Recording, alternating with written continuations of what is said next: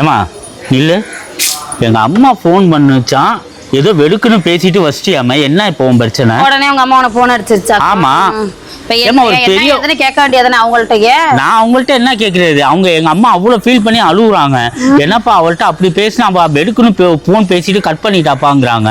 பேசுவாங்க பேசுவாங்க, அவங்க எல்லாம் ஈஸியா பேசிட்டு போயிருவாங்க. ஏமா நான் இங்க நின்று பேசிட்டு இருக்கேன், நீ பாட்டுக்கு போனா என்ன அர்த்தம்? என்ன அர்த்தம்னா எதுக்கு அவங்க உன்கிட்ட பேசணும்? என்ன போன் அடிச்சா நல்லா இருக்கியா, புள்ள நல்லா இருக்கானா, பேர பிள்ளைங்க நல்லா இருக்கான்னு கேட்கணும். சொந்த வீடு எப்ப வாங்குவீங்க?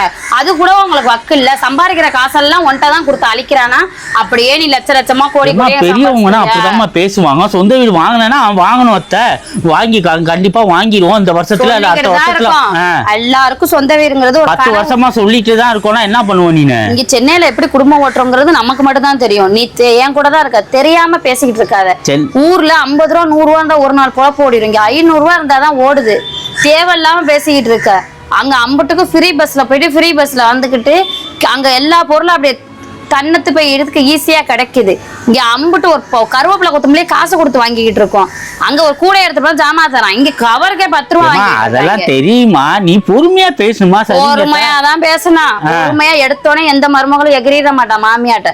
எங்க பொறுமைய உச்சகட்டமா சோதிக்கிறனாலதான் ஏறுவோம்.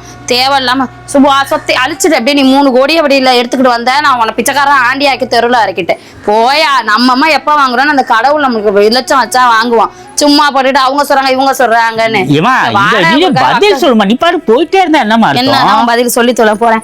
அவங்க அம்மாட்ட போன் பண்ணி நாங்க நாளைக்கு காலைல 10 மணிக்கு பால் காய்ச்சி வச்சிருக்கோம், வந்துருங்க கிரக பேசன்னு சொல்லணுமா?